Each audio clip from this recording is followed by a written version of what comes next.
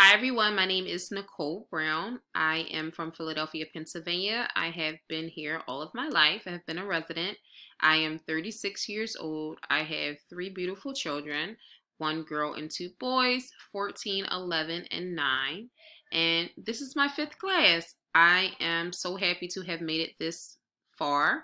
I'm excited about my journey ahead in social work, and I'm actually happy to see a lot of my classmates that I've had class with in the beginning to see that we now have class again with each other. I currently work at AmeriHealth Caritas.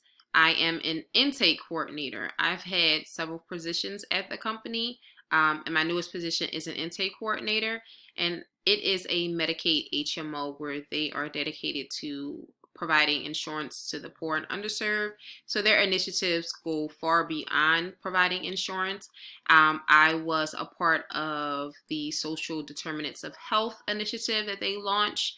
And speaking about that, to answer how I feel about mental health diagnosis, I believe that there is a reciprocal relationship between mental health and social determinants of health. Because if you have mental health issues that you're not really getting support for, they can sort of elicit poor decisions, put people in poor and underserved communities in difficult situations because they aren't able to recognize that they have a mental health condition.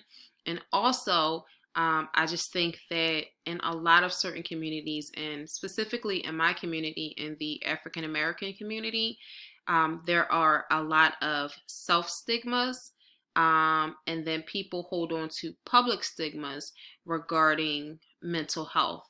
So I think that this class, I think that educating people and providing service and resources and support to help lift the stigmas of mental health is really important because it essentially improves the quality of one's life if they're receiving the proper treatment by acknowledging that they do have mental health issues. I am an advocate of it. I do think that therapy is good for everyone. I think that receiving a proper treatment is good for everyone.